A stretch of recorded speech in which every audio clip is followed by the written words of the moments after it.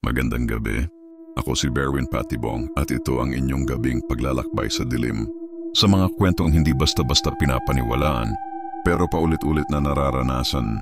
Mga kwento ng kababalaghan, hiwaga at lagim. Ito ang Metro Manila Midnight ng Creepy Lasagna Ghost Story. Ang itim na madre ng San Agustin sa puso ng Intramuros, sa gitna ng mga makasaysayang pader. Nakatayo ang pinakamatandang simbahan sa Maynila. Ang San Agustin Church, tahimik, banal, matibay. Ngunit sa likod ng kanyang maringal na anyo may isang lihim na itinatago. Isang madilim na alaala na hanggang ngayon ay hindi pa rin matahimik. Sabi nila, noong panahon ng mga Kastila, may isang madre roong kilala sa kanyang taimtim na pananampalataya. Walang nakakaalam na sa bawat dasal niyang ibinubulong ay may kasamang pagkakasala. Isang gabi, natuklasan ng mga kasamang madre ang kanyang lihim. Isang sanggol na isinilang sa kasalanan. At bilang parusa, siya ay ikinulong ng buhay sa pader mismo ng simbahan. Doon siya dahan-dahang namatay, nagdarasal, umiiyak, naninikluhod sa dilim. Hanggang ngayon, hindi raw siya matahimik.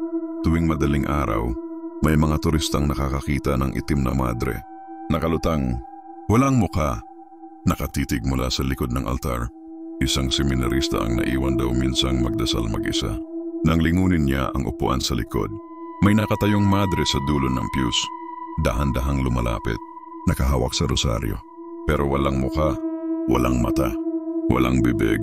Itim lang, isang lalim na tila bangin. Sabi ng mga pare, may parte ng simbahan na hindi pwedeng hukayin. Dahil kapag iyon ang ginalaw, hindi lang kaluluwa ang babangon. Kaya kapag dumalaw ka sa San Agustin at may narinig kang umiiyak sa likod ng altar, huwag kang lilingon.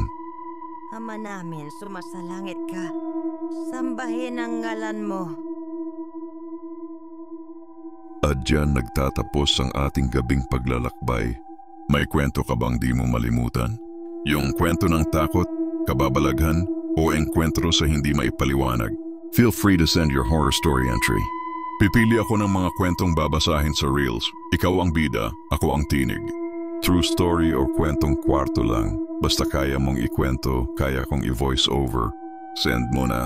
Baka ito na ang susunod na kwentong di nila malilimutan.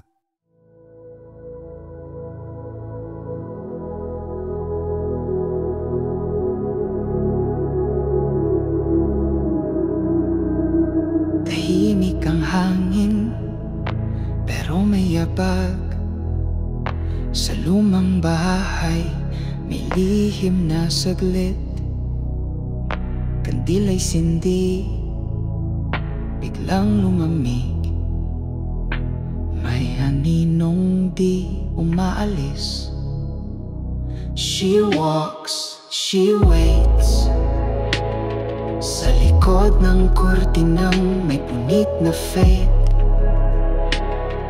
May boses sa salamin, parang ako ang kanyang sundin.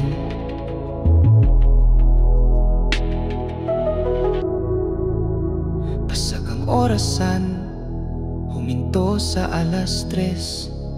May mata sa dilim, di mo lang pansin. Dating himig ng kanyang dasal, ngayon pa ulit-ulit, parang masama ang asal. Sa ilalim ng ulan, walang bituin. May pangakong naiwan, di nabawi rin. May pangalan sa lapida, natabunan ng lupa. Isang pusong niloko, di pa rin payapa. Pa rin payapa.